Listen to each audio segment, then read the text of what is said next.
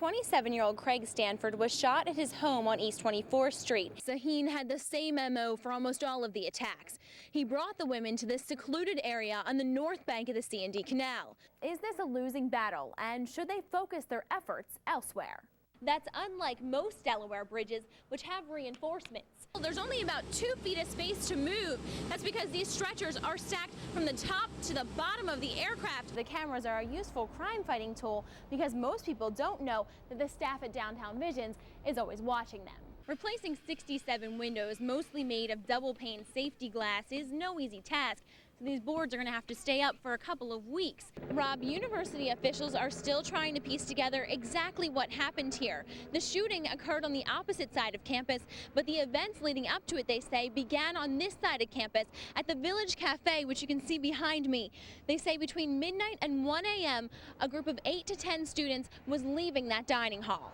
Immediately, I knew it was gunshots. So I went outside to look, because that's not normal. Like I said, why should I hear gunshots at school? Freshman Alex Bischoff's dorm faces Memorial Hall.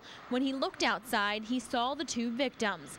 Shortly after, he says a resident assistant knocked on his door and told him to stay put. From all reports, we had good obedience from the students.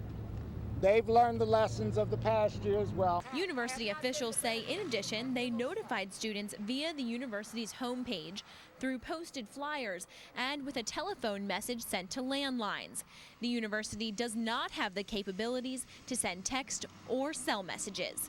Classes were canceled, and the university remained in lockdown today. The shooter is still at large. Students were permitted to go to the dining hall and were allowed to leave campus following university instructions. Cars flowed in and out all day, some containing concerned parents like Walter Cook Jr. My daughter's, like I said, she's a senior. They haven't had incidents like this in the past, but for him being a freshman, it's sort of unnerving. This is the second time in 2 months that this campus has had to deal with tragedy. Last month, 3 DSU students were killed in a shooting in Newark, New Jersey. Officials say they do not believe the incidents were connected, just a tragic coincidence.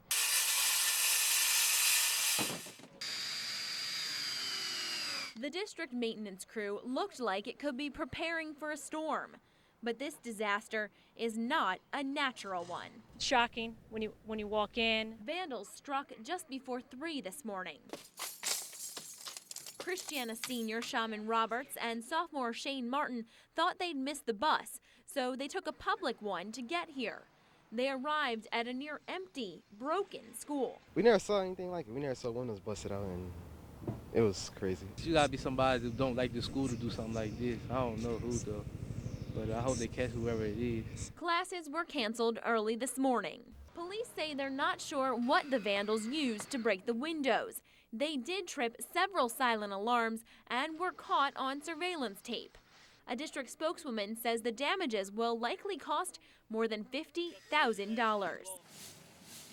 Replacing 67 windows, mostly made of double-pane safety glass, is no easy task. So these boards are going to have to stay up for a couple of weeks. The principal says the one ray of hope in this is that students have offered to come in and paint over them. Putting Vikings and CHS and things like that. So then people come and visit us and kids come to school every day that they're not looking up at, boarded windows. La Sorsa says she hopes that can get underway as soon as the middle of next week. In Newark, Andrea Boyle, WHYY News. Delaware-based Phillies fans are gearing up. This Modell's in Newark has been busy pretty much non-stop all week. Every day it's just been Phillies frenzy. Middletown resident Mike D'Angelo waited patiently this afternoon for the store's newest shipment of T-shirts. Waiting and patience are second nature for those devoted to the Phils. I lived through the 1964 Phillies. I was a kid in school. A lot of people didn't think they were going to make it. But we finally got our postseason. This afternoon, the 14-year wait for a playoff game officially ended. The 3 o'clock start time made this one inconvenient, but Stanley's Tavern in North Wilmington filled up nonetheless, with quite a few stretching what it means to telecommute. Afternoon games are just real baseball.